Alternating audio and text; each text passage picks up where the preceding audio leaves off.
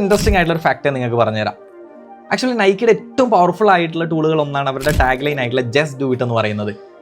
ഈ ഒരു tag line Dan ബെയ്ഡൻ എന്ന് പറയുന്ന ഏറ്റവും പോപ്പുലർ ആയിട്ടുള്ള അഡ്വർടൈസിങ് ലെജൻഡാണ് ഡിസൈൻ ചെയ്ത് കൊടുത്തത്. കുറച്ച് വർഷങ്ങൾക്ക് മുന്നേ ഈ ഒരു ടാഗ് ലൈൻ ഡിസൈൻ ചെയ്യാൻ വേണ്ടിയിട്ട് അദ്ദേഹത്തിന് ഇൻഫ്ലുവൻസ് ആയ കാര്യം പറഞ്ഞ സമയത്താണ് ഒരുപാട് ആൾക്കാർ സർപ്രൈസ്ഡ് ആയി പോയത്. കാരണം ഗാരി ഗിൽമോർ എന്ന് പറയുന്ന വധശിക്ഷയ്ക്ക് വിധിക്കപ്പെട്ട ഒരു കുറ്റവാളിയിൽ നിന്നാണ് ഈ ഒരു ടാഗ് ലൈനിന് വേണ്ടിയിട്ട് അദ്ദേഹം ഇൻഫ്ലുവൻസ്ഡ് ആയത് എന്നുള്ളതാണ്. എങ്ങനെയെന്നറിയോ? തൂക്കുകാരന് മുന്നിലേക്ക് പോകുന്ന സമയത്ത് ഈ ഗാരി ഗിൽമോർ പറഞ്ഞ വാക്കാണ് ലെറ്റ്സ് ഡു ഇറ്റ്. അതായത് ഭയങ്കര കോൺഫിഡൻസിൽ അദ്ദേഹം പറഞ്ഞൊരു കാര്യമാണ്.